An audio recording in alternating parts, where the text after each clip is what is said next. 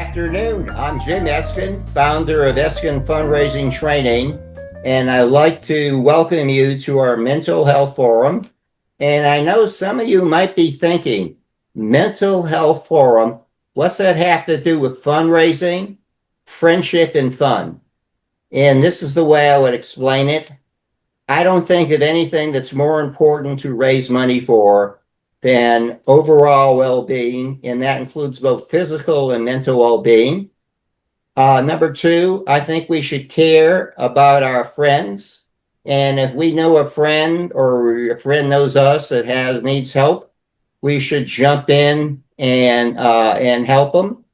And fun, you can't keep up with anything unless you find a way to make it enjoyable. Did I see Penn Dem? Are you there, Penn? Let's give her audio and visual privileges. Pam, Hi. my mother taught me the guest who travels the furthest gets to be fed first. And Pam is in Bhutan. I got to tell you, until we were introduced by Chuck Posner, I didn't know much about Bhutan. So first of all, she's staying up, I think, 11 hours later than the rest of us. So thank you. Tell us, I don't know anything about Bhutan. Tell us something a little about Bhutan. Hi everyone. I see Chuck Posner as well. So good Yeah, to see you. Well, first of all, good morning, afternoon, evening, everyone who have joined here. I'm Uh, afraid to ask you what time it is where you are. I'm really afraid to. What time is it where you are? it's 3 a.m. right now. Thank you. Hey, next time I see you, I don't know what your favorite drink is, but I owe you at least one round, okay? Yes, sure. Thank you. Mojito. Yeah, so yeah, I made sure that I sleep early as soon as I got home from my work. Yeah. So I have enough sleep before I join you all. So to give you all my introduction, so my name is Pam, and I'm currently working as a research officer at the Center for Bhutan and Gross National Happiness Studies. I've been working at the center since January 2020, and I've recently returned from the United States. It's just been over a month. And so I was in Waltham, Massachusetts for I believe you were at Brandeis University. Yes, I was at Brandeis University. So I was studying Masters in Global Sustainability Policy and Management.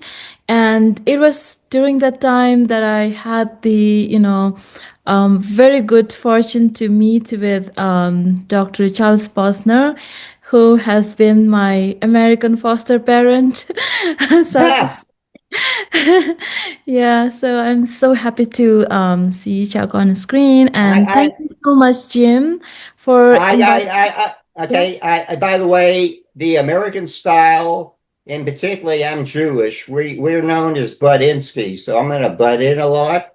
But first, to help us, um, where is Bhutan? Tell us a little about Bhutan. Until Chuck told me about you, I'm pretty good at state capitals. I don't think I could find Bhutan on the globe. I bet you'll not find it easily. So it's a very teeny tiny country between, two giant nations of India and China. So yeah, I'm sure that with this slight introduction, I know that I hope that you now figure out where Bhutan is located. So we are a very small country located in the Himalayas. So How yeah, big is the population when you say a small country? it's just over 700,000 people. Oh God, that's a city. That's a suburb in the United States. Hey, Yeah, listen, all right.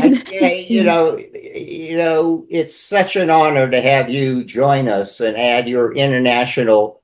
What I am intrigued by, we have a lot of other guiding questions. What I'm really intrigued about, in the United States and the other Western nations, we talk about a gross national product, and you have something called a national happiness index. And I love the sound of that. Could you take a few minutes to explain the National Happiness Index? Yeah, sure, of course. I'll start from the very beginning. The concept of happiness in Bhutan was there early on since the 17th century, when the nation was founded. So, in one of the legal documents called Trimshing Shenmo, translated as the legal code, it was mentioned then that the very purpose of the government is to create happiness for its people. And there is no purpose for the government to exist if it cannot create happiness for its people. So, Wow. yeah, and it was in the 1970s, when His Majesty Can the I ask fourth. for a favor? I want Yes. you to become a U.S. citizen, and I'd like to see us elect you to senator or something. I love your philosophy. Oh, thank you so much. That's so kind of you to say. Yeah, so it was in the 1970s, when His Majesty the Fourth King of Bhutan, he then famously recognized that the gross national happiness is more important than the gross domestic product. So, and then in 2008, when Bhutan moved to democracy, then it was enshrined in our constitution that, that Bhutan must, strive for having this gross national happiness, well-being for all people. So our present king, His Majesty the Fifth King, he continues to emphasize so much on the balance between spiritual and material development. So that is how the in general how the concept of gross national happiness came into place.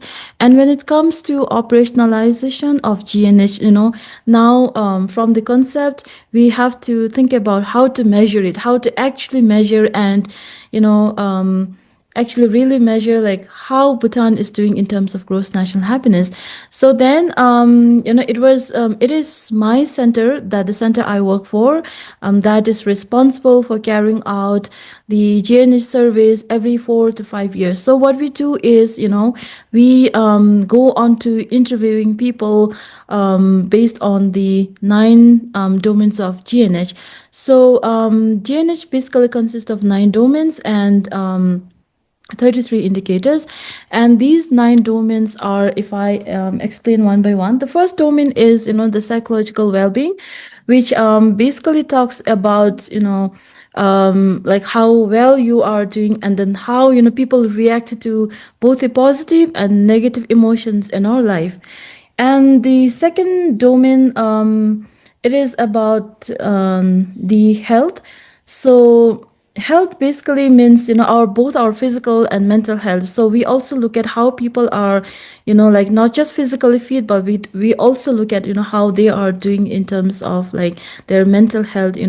Like we also look at the support system they have in their life, how many friends and how many number of relatives that they can count on when they face some kind of both personal and professional or whatever problems they face in their life. And the third domain is the education. So education is not just the attainment of the qualification that you have, but we look at like how what kind of skills or the artisanal skills that the people have. And we also look at the time use. That is the third domain. So time use is basically a balance of time between work, sleep, and leisure. How people actually utilize this time in their life.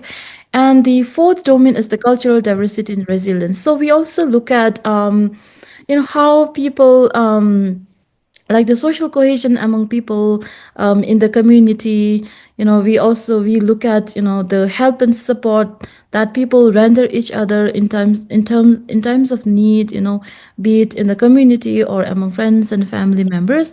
And then we also look at the good governance. That is how people perceive about how the government is performing its duties. And we also look at people's perception with regard to the freedom of media or any kind of rights in the country.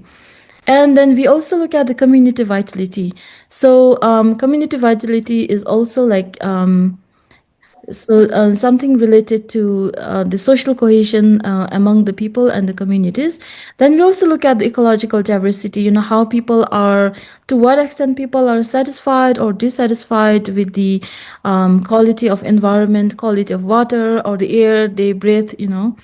And then, and finally, final domain is the living standard. The how people, to what extent people are happy with the financial security, with the asset they have, and with the housing or with the infrastructure that they have. So these are the 9 domains that we look at when we measure the happiness and well-being in Bhutan through the concept of gross national happiness. So what gross national happiness is basically trying to measure is that, while we believe that economic prosperity or the economic development or the GDP is important for the country, we also believe that there are also, some other aspects of life that we need to consider, to ensure that people are happy in all dimensions of their life. So, yeah, this is pretty much the very brief and Thank general you. account of Thank gross you. nationalness. You've really already thank you so much, and we'll be coming back to you. I'd like Mhm. next to go to Laura Horn, who's Chief Program Officer for Active Minds, of people who don't know it. Fact check me, Laura. It is the largest organization on the planet focusing on youth and mental health. And they just received a $20 million grant from, I call it Wonder Woman, Mackenzie Scott. So congratulations on that. And can you take a second and talk about, because we once had a show when she first was making, they were like mystery grants. What was the process? How did you learn about getting the grant from Mackenzie Scott? Well, thank you, Jim. Thanks for having us. And yes, we work directly with youth and adults who are really passionate about mental health, and we equip them with the tools and resources and supports they need to just make sure that mental health is valued and prioritized in their schools and in their communities. And we're really, really grateful. We're just over 20 years old now, and we're grateful that Mackenzie Scott saw the value in our work. This is actually the second gift that we've received from her, which is incredible. The first one was in 2021. We received 4 million at that time, and then this most recent gift was 20 million. As far as from what I understand, that first gift, there was maybe 1 or 2 exchanges with her team where they wanted to know a lot about our programming and the way that we do our work. But they were gracious to give us that gift, that first gift of 4 million without any strings attached. So we were able to use it to grow our organization. And then we were doubly surprised when they decided to give us the second time a gift, this time without much of any pretext, without much of a meeting or anything. It was just, we see the impact that you've been able to do since that 4 million. We'd love to gift you again. So incredibly grateful. And all of that money goes directly, to our programs, which are really geared towards equipping youth and young adults to be influential. That generation in particular has really destigmatized mental health over time. And so we want to put more investment in youth and young adults to continue changing our culture to be more supportive of mental health. So that's a really incredible gift. Okay, let's start. I got a question I think is really at the core of this forum. Why do you think society is so reluctant to talk about mental health conditions? They'll talk about their physical health, their cold, their legs, their headaches, and everything. Why? And I think it's a crime that we can't talk about mental health. Why do you think there's such a stigma? Who's that to? Laura, did you hear that question? Oh, yeah, sure. I'll jump in on that.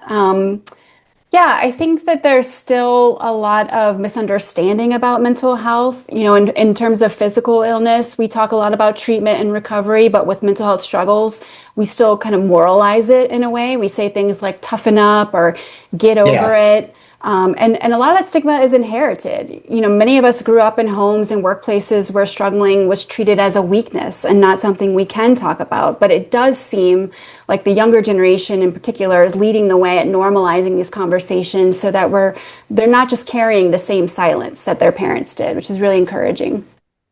Okay. Let's move on to Dr. Chuck Posner, who's part of the a retired member of the Harvard Medical Faculty and also a retired goalkeeper for the Mad Dogs.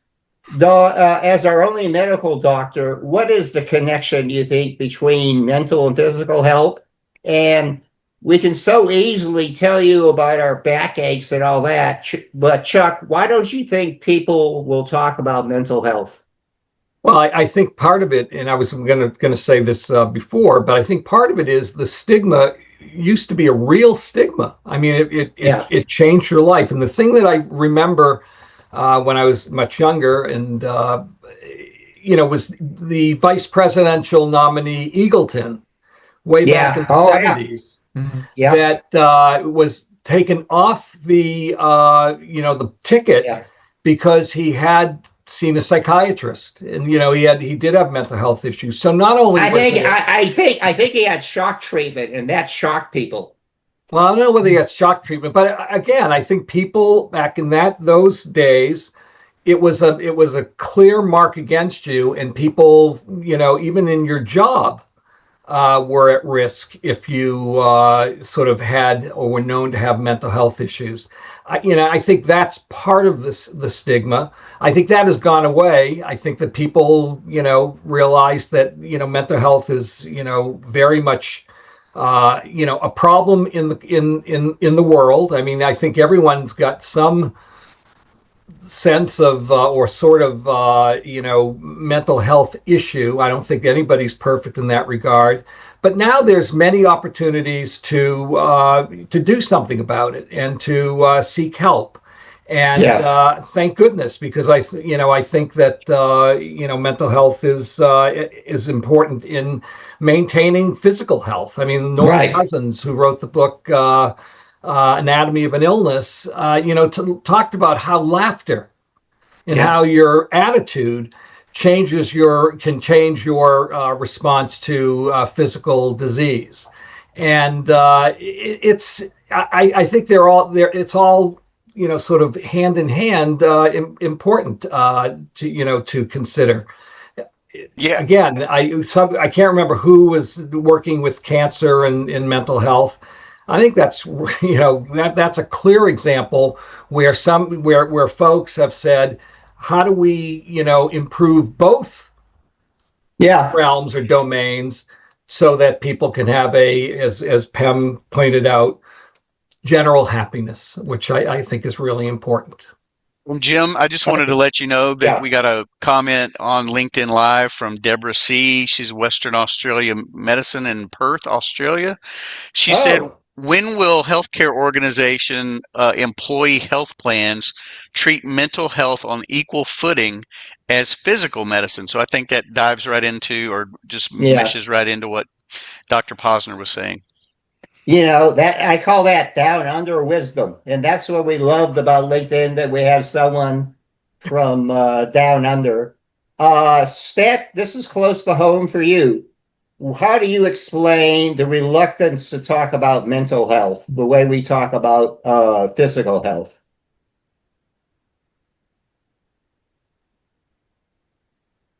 Steph? Me, Jim? You're on. Yeah. Hi. Great. Hi, it's Stephanie. Thank you, everyone, for including me and all you've shared so far. The first thing that comes to mind for me is, like Dr. Posner mentioned, the stigma. And as someone who has a history of failed suicide attempts, oh my God. I'm pretty transparent in talking about that. Obviously, I just mentioned it in a crowd of people I don't know. But there's shame, right? In that I can experience so much depression and despair and hopelessness that I I would want to kill myself and then not succeed. so, so there's that. And then, the aftermath of sharing that, the reality, especially in professional environments, is that there are people who will take advantage of weakness. And unfortunately, I've experienced some backlash from that. And so I love to follow people like Brene Brown, who, have extensive research on vulnerability being empowering and being, a source of the way we want to lead. And I believe that, and that's the type of, values and spiritual position I have. However, in a very real way, the stigma does exist.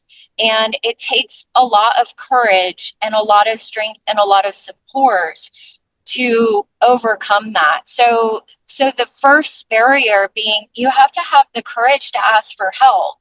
Right. And if you don't have insurance or access to resources to get the help you need, it becomes very isolating and restrictive. I think I started out where I said I'm in the recovery community. It took me, I'm 40 years old now. It took me basically my whole life to find the recovery community about 3 years ago. And hey, Stephanie, you're pretty old. You're pretty old. Thank you. No, but that's potentially middle age, right? And yet this community, it is free.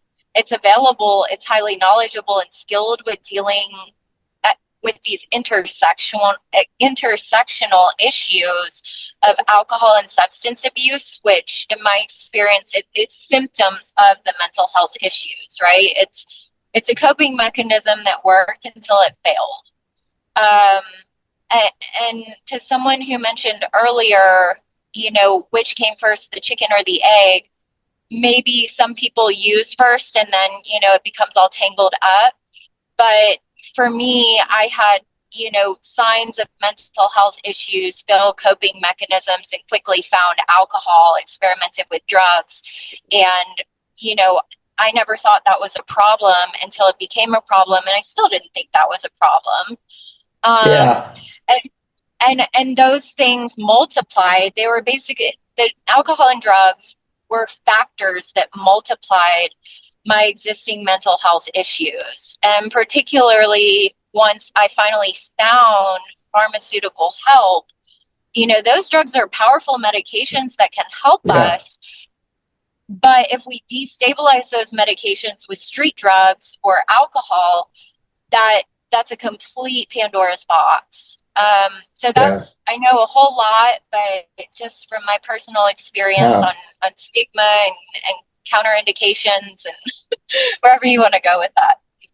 Thank you. And by the way, mental health is treated very differently than physical health in terms of, if you look at things, even the government, and insurance companies treat mental health very, very differently.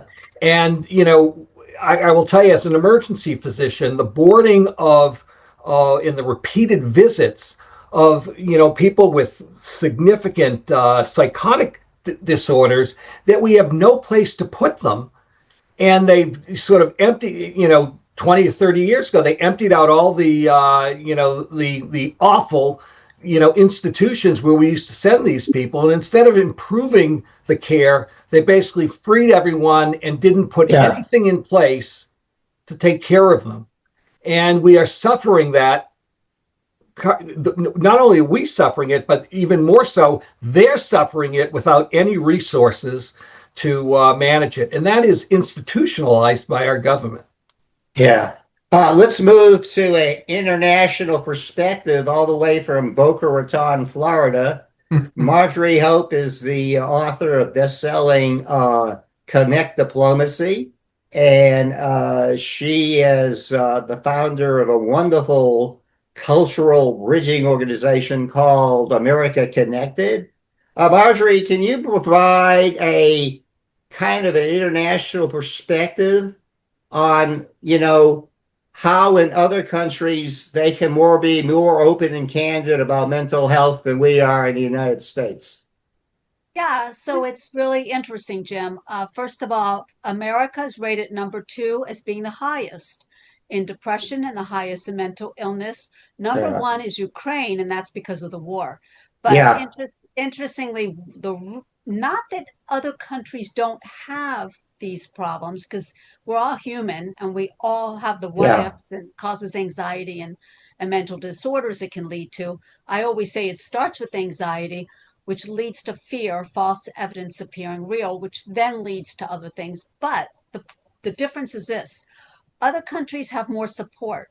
They have, first of all, much better health care than we do in America. Number 2, they have support from And I think family, that gets to the question. You're answering the question from Perth, Australia. Thank you. family and friends, and the support that of a society that is there for you. We tend to brush it under the table. We Yeah. tend to, it doesn't exist. If it does, there's something wrong with you. Or that poor person, what happened to them? They went nuts. Oh my. No, no, no, no. Nobody goes nuts. It's just you're dealing with different things and you're not sure how to deal with it because there's nobody here that can help us. And it's exactly what Chuck said. It is a failing in our system that we cannot address it. Yeah. My wife says I've never met a cliche I didn't like, but I think the truth is all of us are broken in some way. And when we try to hold our leaders and our family members and our coworkers, up to some standard of perfection, we are just setting ourselves to be let down. We're all broken in some way. Let's move on to somebody who really knows. He's a physical therapist. She makes a living and helping people get back their physical well-being. Christy, what's your perspective as a physical therapist why we can't talk about mental health? I suspect there's a component of the asking for help component side of things. Like when there's things you can see, like physical ailments, it feels a lot easier to ask for help. People Yeah. can see, they acknowledge. Whereas mental is hidden. I kind of equate it to when you're talking abuse, emotional abuse versus physical abuse. A lot of times it feels as the person suffering, if people can see it, it justifies a little bit. Whereas on the mental side of things, if people can't see it, it's harder. I don't know. Our society definitely has made that a lot more difficult to push. I think it's a crime. I'm sorry, I'm going to editorialize here but we're begging for problems. Let's move to another specialist. Becky, why the stigma in the United States in talking about mental health? I think, definitely echo what other folks have spoken up and shared. I think if we think about just the different backgrounds and identities we may hold. Myself, I identify as a Mexican American, and so from an ethnicity standpoint, and many folks that represent various communities, different races, different ethnicities. There's kind of upbringing. I know for myself, just as a personal example, it was you don't cry about things, and also if there are any challenges or stressors that you have, you keep that within the family. So the idea of talking to a friend or talking to a teacher or going to therapy was something that was really frowned upon within my culture, within my family. So I think that's a component, right? I think different communities, maybe identities that we may hold. I also think just in thinking about the culture of being an American, and speaking to what some folks have already mentioned as well, I think there's a lot to this in a business sense. There's a real emphasis on productivity and the grind culture, and that is one way of looking at things. I think the alternative perspective is that we as humans are not designed as machines, right? Yeah. So this idea that we kind of keep and push ourselves and don't have capacity to speak up or kind of maybe voice if something feels a little bit off or there's some kind of stress or challenge for us is really hard to do when we're kind of under an umbrella of this really glorified, way of being and operating just as an American, member of this culture. Pam, how long you were in Brandeis? How long did you spend in the United States? I was just there for 9 months, from August last year until May this year. Good. In Boston too. Okay. By the way, what would you say? How do they treat mental health in Bhutan? In Bhutan, our government has very strong policies and programs and plans in place, and one of the leading organizations that are currently tackling mental health issues in Bhutan is an organization called the Pema Center. So what they do is, they come up with a lot of plans and programs for people, suffering with like issues such as the drug use,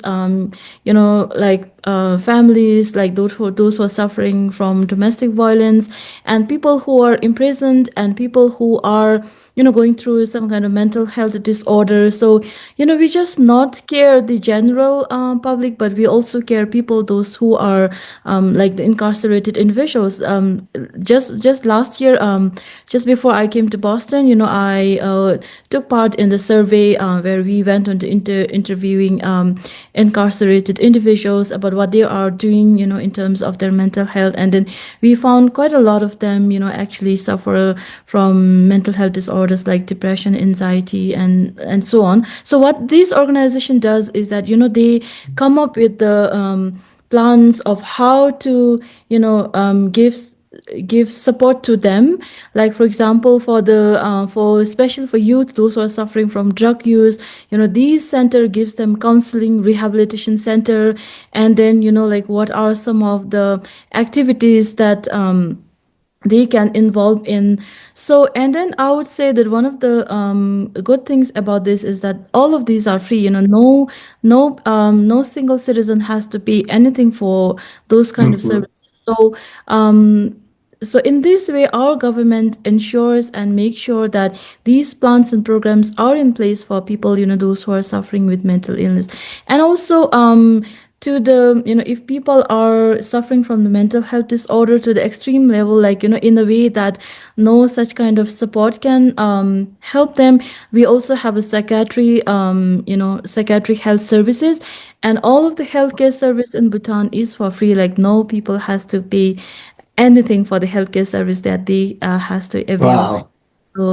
So this is one of the ways to ensure that everyone has equal opportunities and rights to access to healthcare, whatever healthcare service they need, both in terms of physical health and mental health. Pam, is the culture in Bhutan such that people will seek mental health care, and are there resources for people that with depression or that aren't severely ill? Are there resources for people like in that category? Yes. So, some of our friends mentioned just a while ago that it used to be a stigma in Bhutan as well. When people come to know that, oh, one of my friends or one of my relatives is suffering from mental health disorder.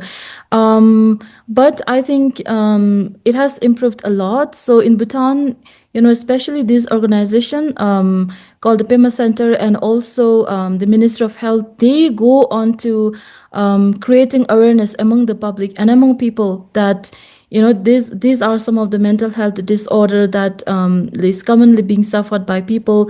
And then these are some of the helps, and these are the support system that the government has in place. And then we have to come forward to seek those services. So I think as far as I know, people definitely make the best use of whatever government has to offer. Pam, you had mentioned Brandeis. One of the things I'm particularly good is in trivia. And I have a saying, if, it's not worth knowing, I want to know it. Most people wouldn't know this about Brandeis. I have a colleague who's much more successful than me, Brian Saber, and he started his fundraising career at Brandeis University. And he worked very closely with the daughter of Hugh Hefner, who took over the Playboy empire. And she is very, very supportive of Brandeis, and just was a fun lady. This was Hugh Hefner's daughter, and was a champion of Brandeis. Martha Roy, you've been everywhere in the 50 states. Are you in New York or Florida right now? I am in New York right now. I thank you, given one of your own to Prague. Why do you think people are so reluctant not to talk about mental health? I'm going to take a little bit of a contrarian perspective on this. I don't have letters after my name that show me as an expert in social work and psychology and medicine. But I've worked with a lot of nonprofits and in public policy around special needs children and, on the other end of the spectrum, persons with dementia, and have seen the realities of those worlds. I think, and I have to start by saying, I don't think I've had one day in my 66 years where I've suffered from any challenges that would qualify me for someone who had a condition that as is being described here. I really, truly needed to thank my parents and my family more while they were still with us, because obviously I couldn't possibly have realized and appreciated the good life that I've lived.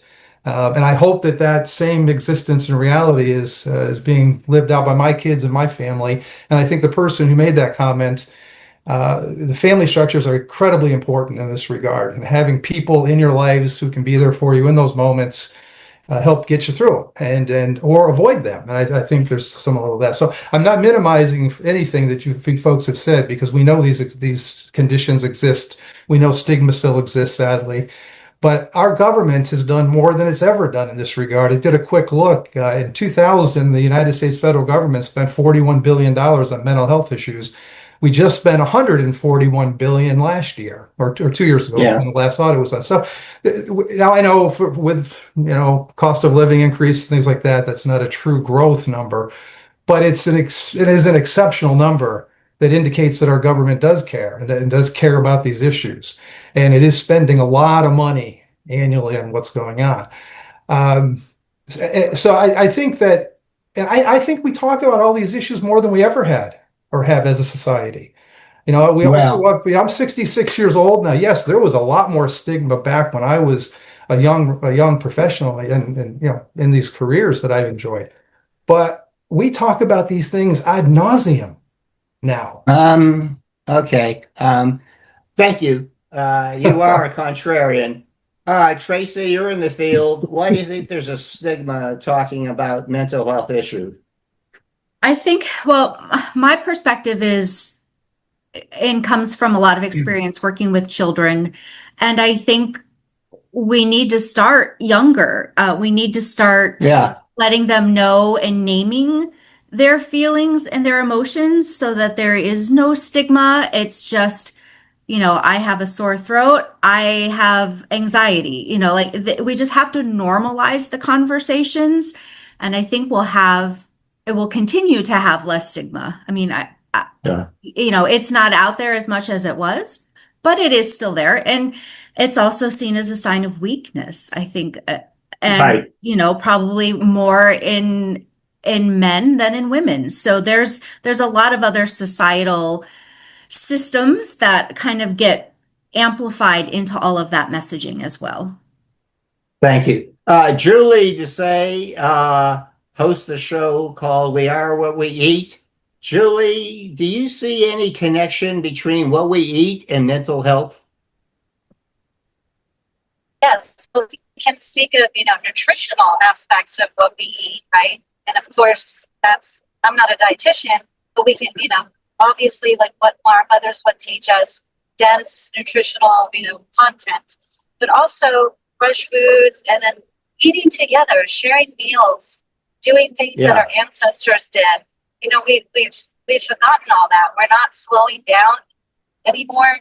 We're not sitting together at tables, sharing meals, having conversations. We can't even have conversations together.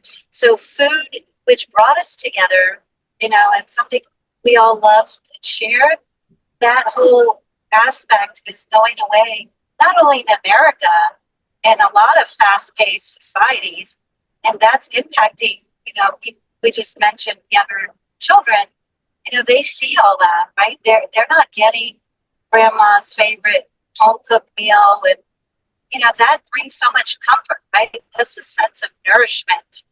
When we speak of nourishment, we think of comfort foods when we're sick, chicken soup or something. There's always something that feels nourishing, right?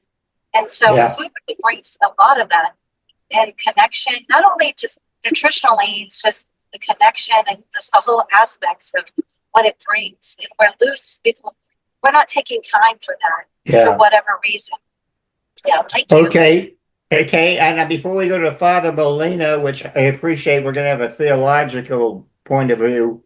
But Vanessa Jimenez, I haven't seen you in too long. Where are you now? And thank you for coming back. Where are you now, Vanessa? Oh, geez. Hello, everyone. Hi, Jim. I'm at St. Mary's University, and thank you for having this conversation and having me today. It's an important one. All of what everyone said has resonated, and thank you, Steph, for sharing your story. I think when I did my mental first health aid training last year and my own personal stuff, I really appreciated what you had to say. It takes a really long time to find that community. So thank you. But thank you, Jim. You're part of my community, even though I haven't been here in a while. Okay. It's good to see you. Yes. And before we go to Landa Luna, who we'll give a little extra time to because she inspired this show, Father Molina is president of the Mexican American Catholic College and a good friend. And we kid around. I'm Jewish. I'm married to a Catholic. And Father Molina has a lot of Jewish friends. I married a Catholic. And he says that Jews and Catholics belong together. Jews, we can do the food, and Catholics can do the booze. We're a great team. Father Molina and Dr. Molina, as someone who trains theological people, how does your college prepare faith leaders to provide mental health guidance? Thanks, Jim, and hello, everyone. I think the major issue is that we try, and I think every counselor needs to begin, especially when you are faith-based, that mental health issues are not a sin, that actually they can be pretty much, when it's stress, for example, people may say that because it's that you're a workaholic and stuff like that. So overcoming the moral aspect first, and then looking at some of the human things as to why people are mentally ill or stressed out or anything else, it's important. And then move into what are the reasons and find out where and how we can address mental health. For me, that's been a kind of a game changer because both when we take the issue out of the moral part and just make it a matter of living, I think people feel freer to recognize it. It's not simply that you're not doing well in anything. It's not that you're morally failing. You might be failing your own self at times, all of those things. And so I think it's important to begin there as well. So. Okay, I've been waiting to get to soon to be Dr. Randa Luna, who is the millennial side of my brain and inspired this show. I don't even know where to start, Randa. you have a dissertation that was kind of the genesis of this, and I want to give you a few minutes for the new business venture that you have launched. Let's start with your dissertation. Yeah, thank you so much. I'm so glad it inspired something. That's already like halfway mission accomplished, and I haven't even finished it yet. Thank you. No, I'm studying organizational leadership. I'm getting a PhD in organizational leadership. So I've framed everything through social justice and specific to fundraising in the nonprofit space. And what that has to do with mental health is that I'm focusing my dissertation on trauma-informed leadership. Now, I'm going really niche to just finish the dissertation, but wholly it's focused around women in the sector, the things that we have encountered, power dynamics, lack of psychological safety in the workplace as fundraisers. But that phrase, trauma informed, has sunk in, and I've been studying it for a few years now, trying to really understand what it means and how it applies to leadership and how we collectively can make our cultures and our infrastructure stronger and healthier for the next wave of incoming fundraisers and incoming counselors and incoming nonprofit executive directors. You know, this next generation that's about to take the seat of CEO. What can we do to make sure that there's some structure to leadership development that's healthy? And can you take a minute, and I want you to type in the chat space both your email address and your cell phone so people who know how to reach you, but you're providing fractional foundation partnerships. Can you talk a little something about this?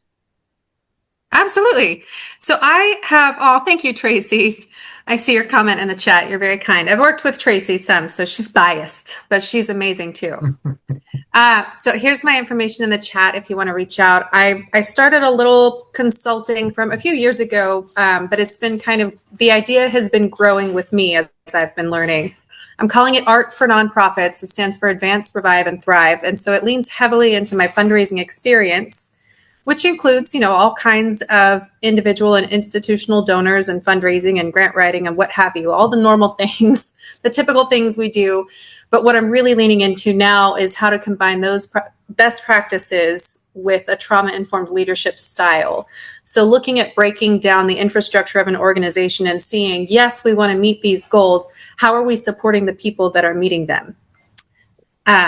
And so that's a lot of the training, and a lot of the things I'm doing now is building templates to make it a little easier to start doing that, because I think we hear, or I've heard from other people, that when they hear trauma informed, they hear lack of accountability, they hear mental health, right? And whether I have a mental health issue is not really my leader's business necessarily.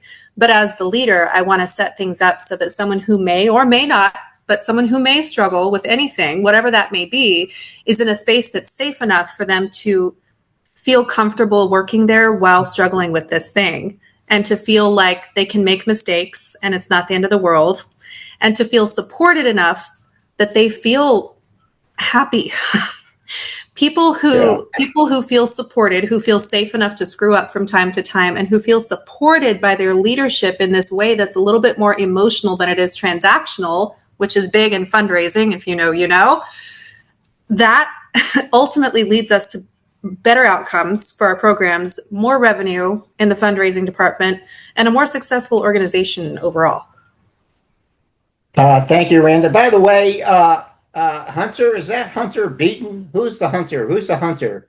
Please disclose yourself. Or don't disclose yourself. This is a no pressure show. Hunter, are you there? Uh-oh. Hunter, are you there?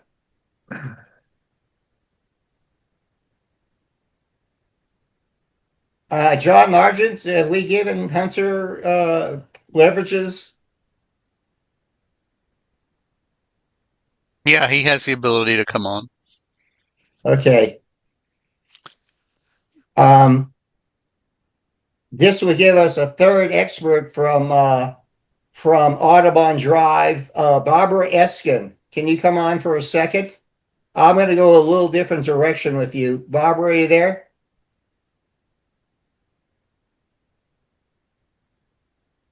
Okay. let's go around the horn. Chuck, I don't know. Those Audubon Dry people are tough. What do you say? I'm not sure what to say to that. To be Yeah, I perfectly don't honest know. with you. Say, but good goalies. By the way, let's go around the horn and each one share your favorite. I want to particularly hear for Marv, but everyone, what's your favorite way to deal with frustration and anxiety?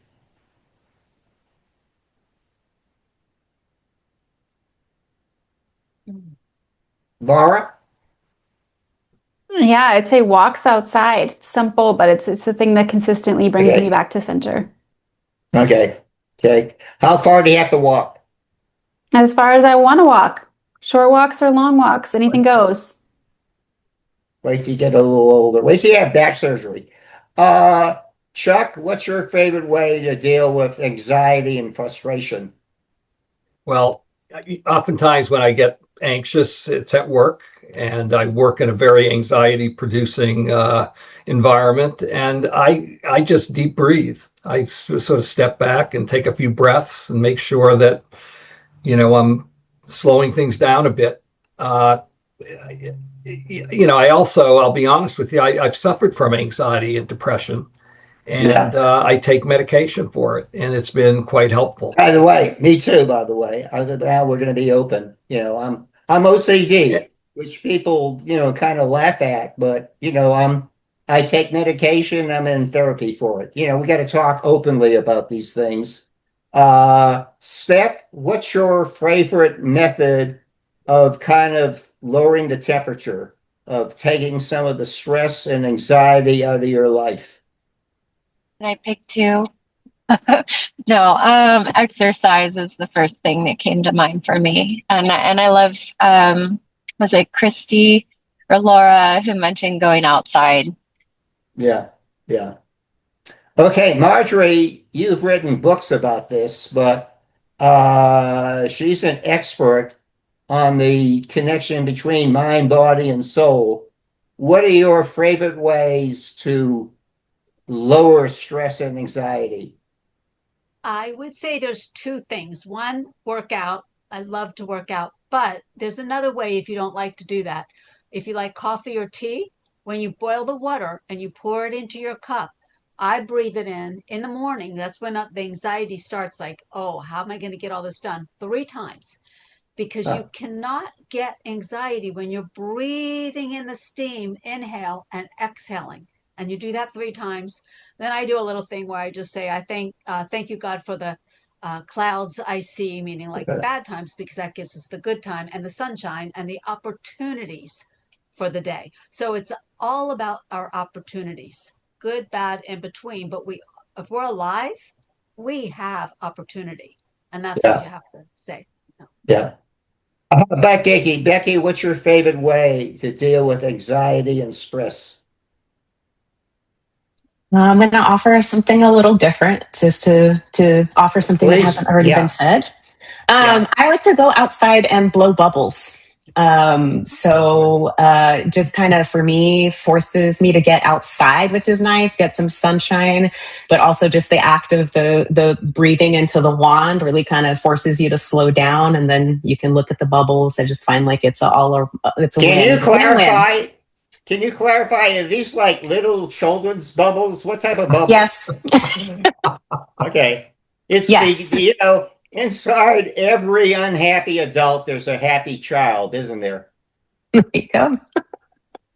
We can all Pam, benefit from play. So Pam, besides being able to get to sleep in a few hours here, but what do you do to lower stress and anxiety? First thing I want to do is I just want to talk to someone, I just don't want to keep everything to myself. So I go out there, talk to my, very best friend, and then I feel that we should have someone else, whom we can talk without the fear of being judged or, so I just talk to her and then I just express everything out, and this feels a lot lighter. And so on a daily basis, I just like hiking in the nature. So, in my Yeah. country, we have a very beautiful nature. So that's one of the things I would like to do. Okay, Marv, what do you do to deal with stress and anxiety? Yeah, well, other than probably changing my environment and getting rid of the stresses that create those things, I've said this before in a couple of other examples. I'm an old baseball player, played a lot of Yeah. ball as a kid and into my adult life. There's no better way to figure out all the problems of the world and solve everything and get rid of all your stress than having a catch with your dad or your sons. Go out and play catch. It'll be good for your mental health. You know what I'm thinking? I'm thinking of Field of Dreams right now. Exactly. Yeah. Exactly. Hey, Dad, you want to have a catch? I love that Yeah. scene. Yeah. Tracy, Spot what do you on. do? Tracy, what do you do to lower stress and anxiety? I'm going to offer one nobody has said yet. Yeah. Name it to tame it. You've got to name it. Oh, You've I got like to it. call out what you're Yeah. feeling and realize that it's not personal. It's something that you can deal with and something you can handle. So once you can name it, you can tame it. Okay, I like that. I might steal it. Do I have your permission? You do. You know. Christy, what's your favorite way to lower frustration? I mean, this lady, I won't even tell you how much she's doing every day, but how do you deal with being Christy Natalino, PhD? Try to take a step back and find one thing to either be thankful for, find joy in, redirect, focus for a minute. Okay. A lot of Father Juan, what's your advice on lowering stress and anxiety? I do a lot of meditation. I live close to Woodland Lake, so I do a lot of walking. I go to the lake. I love exercising ever since I was in college. I got used to exercising once in a while. I gain a little bit of weight and then I lose it again. But my habit has been exercise as much as possible. And the best thing I think is always talk to friends. Talk to Yeah. friends. Talk to friends. Talk to God if you believe in one, and talk to friends. Okay. Randa, again, one of these super women, full-time professional consultant working on a PhD, single mother, dealing with Jim Eskin about 5 times a week. She's got a pretty full plate. How do you deal with stress and anxiety?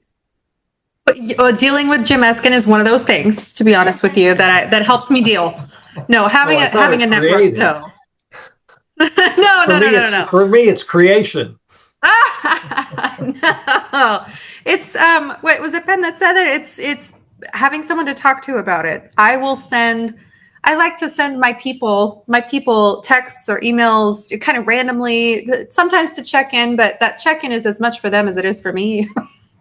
Just knowing there's other people out there, because sometimes we get on the call and I'm not just going to bombard the call with, hey, I need to talk to you. Everything is wrong. Talk to me right now. But just hearing from them, what's going on with and it gets you, just like being out in nature and blowing the bubbles, right, Becky? It gets your mind off of that immediate, it takes everything away for a second.